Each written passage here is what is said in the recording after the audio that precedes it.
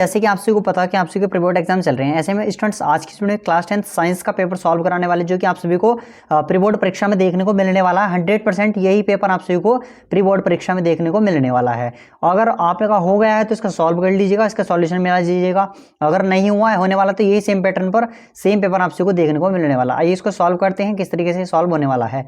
तो वहीं पर क्वेश्चन नंबर फर्स्ट देखते हैं। सेक्शन नंबर फर्स्ट में आप सभी को 20 मार्क्स के बहुविकल्प प्रश्न आने, जो कि ओएमआर शीट में आप सभी को करने होते हैं। यहाँ पर देखते हैं, किसी दर्पण से आप चाहे कितनी दूरी पर खड़े हों, आपका प्रतिबिंब सदैव सीधा प्रतीत होता है। संभवतः दर्पण है, केवल समतल है, केवल अवतल है, केवल उत्तल है, या तो समतल है या उत्तल है। तो ऑप्शन नंबर इसका डी करेक्ट हो जाने वाला है। यहाँ पर क्या, केवल या तो समतल है या उत्तल है। इंपॉर्टेंट क्वेश्चन है, बोर्ड एग्जाम्स में भी आ सकता है। ठीक है, अब देखते हैं वहीं पर क्वेश्चन नंबर सेकंड दिया गया है। मानव नेत्र अभिनेत्र लेंस की फोकस दूरी समायोजित करके विभिन्न दूरियों पर रखी हुई वस्तु को फोकसित कर सकता है। ऐसा हो पाने का कारण क्या है?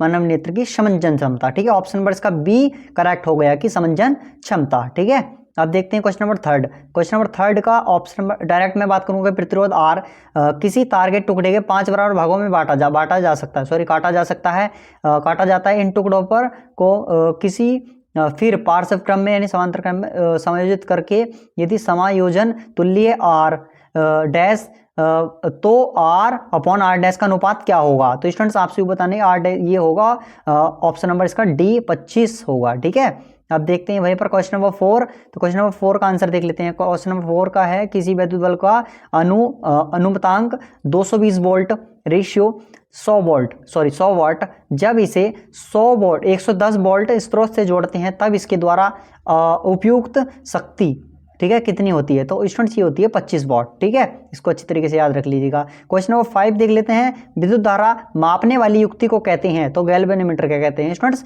विद्युत धारा आप सभी को सॉरी गैल्वेनोमीटर नहीं कहते, एमीटर कहते हैं। ठीक है, क्या कहते हैं? विद्युत धारा मापने वाली युक्ति को एमीटर यानी एमीटर होती है। ठीक है, इसका यूनिट इसकी। अब देखते हैं क्वेश्चन नंबर 6। क्या निम्नलिखित में से कौन सा नियम लंबे विद्युत धारा वाले तार के निकट चुंबकीय क्षेत्र की दिशा को व्यक्त करता है? तो कौन सा होता है? दाएं हाथ के अंगूठे का नियम। ऑप्शन नंबर डी इसका करेक्ट हो जाता है। वहीं पर क्वेश्चन नंबर 7 देख लेते हैं। क्वेश्चन नंबर 7 क्या है कि सामान्य दृष्टि के लिए स्पष्ट दृष्टि की न्यूनतम दूरी आप सभी को पता होगा 25 सेंटीमीटर होती है। ठीक है, आप सभी का भाग नंबर 2 यानी यहाँ से आप सभी की क्या स्टार्ट हो जाती है? केमिस्ट्री, रसायन विज्ञान, यहाँ से आप सभी का स्टार्ट हो जाता है। ठीक है, केमिस्ट्री स्टार्ट हो जाती है। इसका देख लेते हैं क्वेश्चन नंबर फर्स्ट, जो कि बहुत ही इंपॉर्टेंट है और बोर्ड एग्जाम से 100% पीएच वाले से रिलेटेड पूछा जरूर जाता है। क्या आएगा देखिएगा, तो पीएच मान, शुद्ध जल का पीएच मान क्या होता है? 7, यानी इसका एक 0 से 14 होता है जहां पर 7 रहता है। 7 से नीचे जो भी रहता है वह क्या रहता है? अम्लीय प्रकृति का, और 7 से ऊपर जो रहता है क्षारीय प्रकृति का, और 7 जो उदासीन रहता है यानी जल का पीएच मान रहता है जिसे हम यूज कर सकते हैं। तो यहाँ पर शुद्ध जल का पीएच मान कितना हो जाएगा? 7 हो जाएगा। ठीक है, अब देखते हैं क्वेश्चन नंबर 9। यहाँ पर निम्नलिखित रासायनिक अभिक्रिया किस प्रकार की? जहाँ पर BaCl2 जलीय है, H2SO4 सांसल्फ्यूरिक अम्ल, तो BaSO4 बेरियम सल्फेट यहाँ पर, और 2HCl हाइड्रोक्लोरिक अम्ल निकल रहा है। इस अभिक्रिया को हम क्या कहते हैं? अवक्षेपण अभिक्रिया कहलाती है। वहीं पर क्वेश्चन नंबर 10 देख लेते हैं। क्वेश्चन नंबर 10 क्या है? प्रयोगशाला में सर्वप्रथम किस कार्बनिक यौगिक, ठीक है, किस कार्बनिक यौगिक का निर्माण हुआ सर्वप्रथम? वो था यूरिया का। ठीक है, आप सभी को याद होना चाहिए किसका? यूरिया का हुआ था। क्वेश्चन नंबर 11 देख लेते हैं। क्वेश्चन नंबर एल्केन का सामान्य सूत्र है, तो एल्केन का सामान्य सूत्र है CnH2n+2। ठीक है, ये CN, ये किसका है? एल्केन का। ठीक है, अब वहीं पर देखते हैं क्वेश्चन नंबर 12 सीनवार। ठीक है, सीनावार का रासायनिक सूत्र क्या है? HGS। ठीक है, ये इसका ऑप्शन नंबर ए करेक्ट होगा क्वेश्चन नंबर 12 का। ठीक है, वहीं पर क्वेश्चन नंबर 13 देखते हैं। परमाणु में आप सबको पता, ये तो पता ही होगा, कार्बन की परमाणु की संयोजकता कितनी होती है? 4 होती है। ठीक है, वैलेंसी इलेक्ट्रॉन इसमें 4 होते हैं। वहीं पर क्वेश्चन नंबर 14 देख लेते हैं। क्वेश्चन नंबर 14 हो जाने वाला है, सूचनाओं के चालन के लिए विष्टिकृत यहाँ पर देख लेंगे, यह रोग लग गया था। ठीक है, विष्टिकृत ऊतक पाए जाते हैं पादप में, जंतु में, ए और बी में, या इनमें से कोई नहीं? तो स्टूडेंट्स ऑप्शन नंबर इसका बी करेक्ट हो गया। किसमें पाए जाते हैं? जंतु में। ठीक है, वहीं पर देखते हैं क्वेश्चन नंबर 15, पुष्प के निम्न में से किस भाग में जनन कोशिकाएं होती हैं, बाह्यदाल में या पखुंडी में या पुंकेसर। ये इसका ऑप्शन नंबर सी करेक्ट हो गया, पुंकेसर। किस में हो गया? पुंकेसर, ठीक है, ना कि पखुंडी में पाई जाती है, नहीं इनमें से कोई नहीं, ठीक है। यहाँ पर होगा पंकुश का, ये क्या था? पुकेंसर, पुकेंसर, ठीक है, पुकेंसर में होते हैं, ठीक है। अब क्वेश्चन नंबर 16 देख लेते हैं। ये क्वेश्चन नंबर 16, निम्न में से हार्मोन हमारे शरीर में कार्बोहाइड्रेट, प्रोटीन एवं वसा उपापचय का नियंत्रण करता है? कौन सा है? थायरॉक्सिन, ठीक है, कौन सा? थायरॉक्सिन करता है। वहीं पर देखते हैं क्वेश्चन नंबर 17, शुक्राणु का निर्माण होता है। शुक्राणु का निर्माण आप सबको पता होगा वृषण में होता है, ठीक है, वृषण में होता है शुक्राणु का निर्माण। स्टूडेंट क्वेश्चन नंबर 18 है कि महिला एक्स गुणसूत्र प्राप्त करती है अपनी माता से, अपने पिता से, ए और बी दोनों से, ठीक है। किससे प्राप्त करती है? अपनी माता से, पिता से। ये होता है ए और बी, यानी दोनों से। ऑप्शन नंबर सी इसका करेक्ट हो गया। वहीं पर क्वेश्चन नंबर 19 देखते हैं, निम्न में से कौन उत्पादक है? जीवाणु, हरे पौधे, कवक या इनमें से कोई नहीं? तो हरे पौधे जो हैं क्या है? उत्पादक हैं। आप देखते हैं question number 20 which is last MCQ, ठीक है। इसमें क्या होगा? वृद्धि का सदमन करने वाला हार्मोन कौन सा होता है? SVC का अम्ल, ठीक है, SVC का अम्ल होता है। यहाँ पर आप सभी के 20 MCQ क्वेश्चन पूरे हो जाते हैं। स्टूडेंट्स अब यहाँ पर आपका सेकंड पार्ट यानी पार्ट बी स्टार्ट हो जाता है यहाँ से, ठीक है। इसमें क्या होगा? एक कार की हेडलाइट आप सभी को न्यूमेरिकल दिया गया है, ठीक है। एक कार की, मैं पहले न्यूमेरिकल आप सभी को समझा देता हूँ और उसको सॉल्व भी कराऊंगा, ऐसी कोई बात। एक कार की हेडलाइट में अवतल परावर्तक लगाया है, ठीक है, अवतल परावर्तक लगाया है। दीप तंतु की लंबाई, तो लंबाई क्या होती है? ओ दे दी इसने 4.0 मिलीमीटर, ठीक है, mm दे दी। तो यहाँ पर जो क्या हो जाएगा? 4.0, तो इसको अगर सेंटीमीटर में चेंज करूंगा तो ये हो जाएगी 0.4 सेंटीमीटर, ठीक है। ओ की वैल्यू होगी 0.4 सेंटीमीटर। यहाँ पर क्या हो जाएगी? ओ की वैल्यू क्या हो जाएगी? 0.4 सेंटीमीटर। मैं सॉल्व कराऊंगा पूरा, ऐसी बात नहीं है, मैंने लिखा हुआ है, ठीक है। अब मैं बता देता हूँ थोड़ा। तंतु का प्रतिबिंब 40, ठीक है, तो 40 सेंटीमीटर है, यहाँ पर दे दिया। तंतु का प्रतिबिंब यानी बी, यहाँ पर कितना हो गया? यहाँ पर 40 हमें मिल गया, ठीक है। अब देखते हैं परावर्तक ओ, यहाँ पर क्या दे दिया? परावर्तक में 5 मीटर की दूरी पर बनने वाले प्रतिबिंब की फोकस दूरी, यहाँ पर फोकस दूरी F हमारा निकलवा रहा है। फोकस दूरी का परावर्तक लगाना होगा। और दूसरे में क्या? तंतु के प्रतिबिंब का आवर्धन भी ज्ञात कीजिए, यानी M भी यहाँ पर निकलवा रहा है। तो ये देखें किस तरीके से। पहली चीज इसमें क्या दी गई, आइएगा देखिएगा। फर्स्ट हमने क्या बताया? उसमें वस्तु की दूरी O, ठीक है। आप सभी यहाँ पर देखेंगे तो O है, उसको मिलीमीटर में दिया है, उसने सेंटीमीटर में कन्वर्ट करेंगे तो ये 0.4 सेंटीमीटर हो जाएगा। वहीं पर I दिया है, उसने क्या दिया है? I यहाँ पर 40 सेंटीमीटर। और B यानी प्रतिबिंब की दूरी यहाँ पर क्या दे रखी है? 5 मीटर दी थी। उसको हम जब कन्वर्ट करेंगे 10⁻2 से हम क्या करेंगे? उसको मल्टीप्लाई कर देंगे, ठीक है। तो यहाँ पर क्या आ जाएगा? 500 आ जाएगा। और फोकस दूरी जब हम निकालेंगे तो यहाँ पर हमें पहले क्या निकालनी होगी? फोकस दूरी से निकालने से पहले हम जो है यहाँ पर क्या फाइंड करेंगे? U को फाइंड करेंगे, वस्तु की दूरी को। तो यहाँ पर ये फॉर्मूला लगाएंगे हम, ठीक है, कौन सा? I/O minus B/U। तो I की वैल्यू यहाँ पर क्या हो जाने वाली है? 40 सेंटीमीटर। और यहाँ पर क्या हो जाने वाली है? 4 होगी 0.4। तो पॉइंट को हटाएंगे, ये ऊपर 400 हो जाएगा, 400 से काटेंगे तो ये कितना जाएगा? 100 टाइम्स। और U इधर आ जाएगा, ठीक है, U क्या हो जाएगा? इधर आ जाएगा। तो U बराबर -500 पहले से ही है। और नीचे से 100 आ जाएगा, 100 से काटेंगे कितनी? 5 टाइम्स जाएगा और माइनस पहले से ही। तो U की वैल्यू कितनी आ गई? यहाँ पर 5 सेंटीमीटर U की वैल्यू यहाँ पर आ जाने वाली है। वहीं पर आप देखते हैं अब इसके लिए जो फोकस दूरी निकालेंगे अब तो दर्पण के लिए, तो यहाँ पर क्या निकालेंगे? 1/f बराबर 1/b प्लस 1/u। तो 1/f बराबर हमें ये निकालना, फाइंड करनी है फोकस दूरी। तो ये b की वैल्यू हमारे पास है 500 सेंटीमीटर।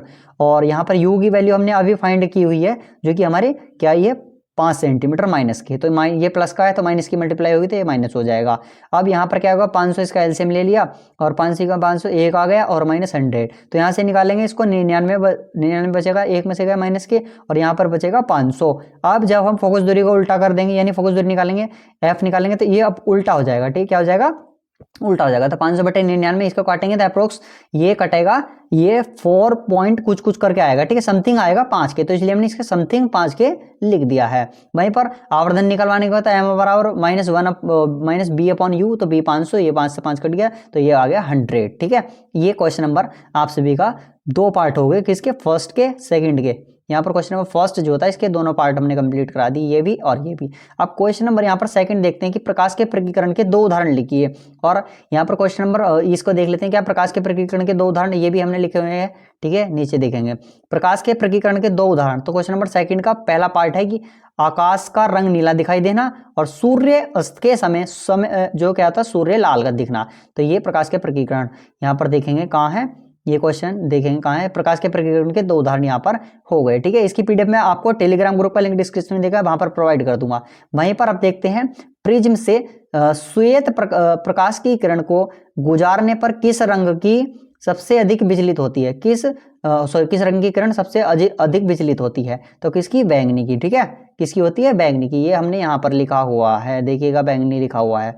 अब question number next, question number 3 है, इसका आंसर भी मैं बताने वाला हूँ। क्वेश्चन नंबर 3 जो देखा, ये क्या है, 3 का पहला, समान लंबाई के पदार्थ के 2 तारों की त्रिज्या का अनुपात, यानी R1/R2 का अनुपात दिया है 2/3, और उसमें कह रहा है कि यदि पहले तार का प्रतिरोध दूसरे तार के, यानी R1 पहला तार का प्रतिरोध तो ये है 4.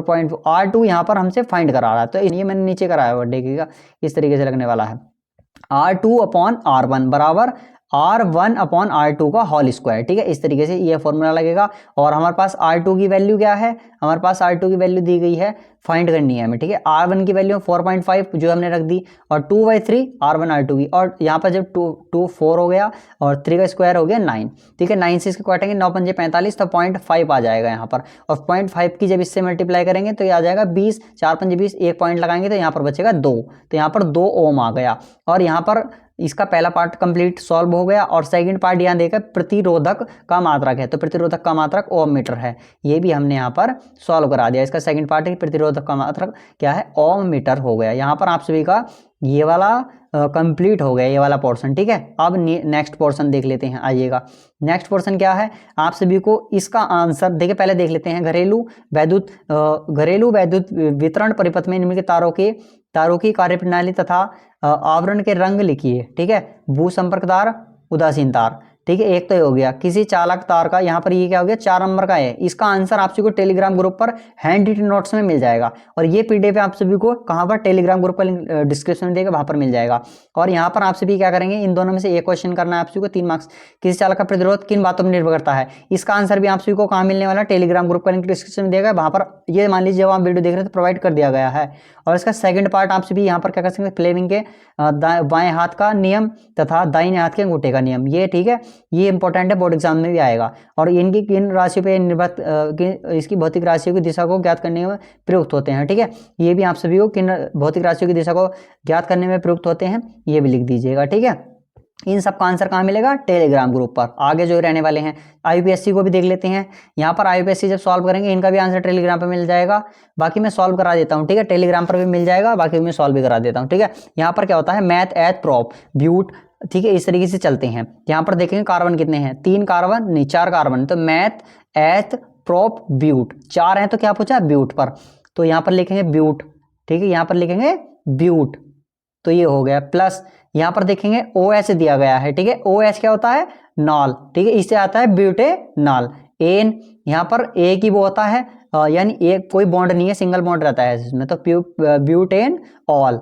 ये जो OH लगता है, और एक जो होता है OH क्या होता है, ऑल बोलते हैं। तो यह इसको क्या हो गया, टोटल नाम अगर इसका मैं निकालूंगा तो ये निकल जाएगा ब्यूटेनॉल। ठीक है, और ऐसे ही इसका निकाल लूंगा तो यहाँ पर क्या हो जाएगा, कार्बन देखेंगे पहले, 1 कार्बन 2 कार्बन 3 कार्बन, तो यहाँ पर मैथ एथ प्रोप, यहाँ पर 3 आ जाएगा। ठीक है, क्या आ जाएगा, 3, तो 3 कार्बन पे क्या लगता है, प्रोपेन। ठीक है, प्रोप लगता है, और एन इसमें होगा, सिंगल बॉन्ड होगा, और यहाँ पर भी ऑल लगेगा तो प्रोपेनॉल हो गया। ठीक है, प्रोपेनॉल। ठीक है, यहाँ पर आता 9 ही कम, तो यहाँ पर प्रोपेनॉल हो जाएगा। और इसका जब आप सभी निकालेंगे तो यहाँ पर जो आएगा हेक्सेनॉल आएगा, और इसका जो आएगा वो आएगा ब्यूटाइन 2। ठीक है, क्या आएगा इसका, ब्यूटाइन 2। ठीक है, इन चारों का मैंने बता दिया है।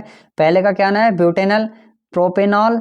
ठीक है, इसका आ जाएगा हेक्सेनॉल, और इसका ब्यूटाइन, क्योंकि 2 डबल बॉन्ड है इसमें, ब्यूटाइन आएगा, ब्यूटाइन, और यहाँ पर 2 आ जाएगा, ब्यूटाइन 2। ठीक है, इसका भी जो आप सभी को नोट्स मिलेंगे वो टेलीग्राम पर प्रोवाइड कर दिए गए हैं। ठीक है, अब आप सभी इनका जो नेक्स्ट क्वेश्चन रह रहे हैं, ये सभी संचारण क्या होता है ये, ठीक है, संचारण के बारे में हो गया, ये हो गया, इनके बारे में जितना भी सॉल्यूशन है वो आप सभी को कहाँ पर प्रोवाइड कर दिया जाएगा, या तो आप सभी इनको कर लीजिए। चॉइस वाले क्वेश्चन ये सारे करा दूंगा, ये हल्के हैं। ठीक है, साबुनीकरण, हाइड्रोजनीकरण पे स्थित, और ये बोर्ड एग्जाम्स में आप सभी को 6 मार्क्स में देखने को मिल सकती है, टिप्पणी लिखने के लिए आती है। इनका आंसर मैं आप सभी को प्रोवाइड कर दूंगा, कहाँ पर, टेलीग्राम ग्रुप का लिंक डिस्क्रिप्शन में दिया, इनका सबका वहाँ पर प्रोवाइड कर दिया जाएगा आंसर। ठीक है, आप सभी इसको देख लीजिए। यहाँ पर आप सभी की बायोलॉजी स्टार्ट हो जाती है, बायोलॉजी के क्वेश्चन होने वाले हैं। यहाँ पर ये आप सभी को पता ही होगा क्वेश्चन की विभिन्न प्रकार की गर्भरोधक विधियों का संक्षेप में वर्णन कीजिए। 4 मार्क्स का क्वेश्चन होने वाला है। लिंग गुणसूत्र क्या है? मानव लिंग निर्धारण में लिंग गुणसूत्र की भूमिका का वर्णन कीजिए, 4 मार्क्स का है। और यहाँ पर निम्न पर संक्षिप्त टिप्पणी लिखनी है। पोषस्तर साइटोकाइनिन, ठीक है, इस पर लिखेंगे। ये आप सभी का पेपर पूरा कंप्लीट हो जाता है, ठीक है। और यहाँ पर क्वेश्चन नंबर 11 मैं आप सभी को इसका आंसर भी आप सभी को कहाँ पर प्रोवाइड कर दूंगा, व्हाट्सएप बोल रहा हूँ, टेलीग्राम ग्रुप का लिंक डिस्क्रिप्शन में दिया गया है। वहाँ पर इसका पूरा जो है पूरा जितना भी आंसर है, बाकी जितना मैंने एमसीक्यू से लेकर के न्यूमेरिकल तक तो सॉल्व करवा दी, जो लास्ट के पार्ट हैं बायोलॉजी का और जो केमिस्ट्री का कुछ बच गया है, और ये आईयूपीएससी जो भी है, ये मैं कहाँ पर प्रोवाइड कर दूंगा आपको, टेलीग्राम ग्रुप का लिंक डिस्क्रिप्शन में देगा, वहाँ पर जाकर आप उसको ज्वाइन कर लीजिएगा, वहाँ पर प्रोवाइड कर देगा। तो मिलते हैं नेक्स्ट वीडियो। अगर आपको कोई और पेपर चाहिए, सॉल्यूशन चाहिए तो बता दीजिएगा, ठीक है। मिलते हैं नेक्स्ट, तब तक पढ़ते रहिए, मस्त रहिए। जय हिंद, जय भारत, वंदे मातरम।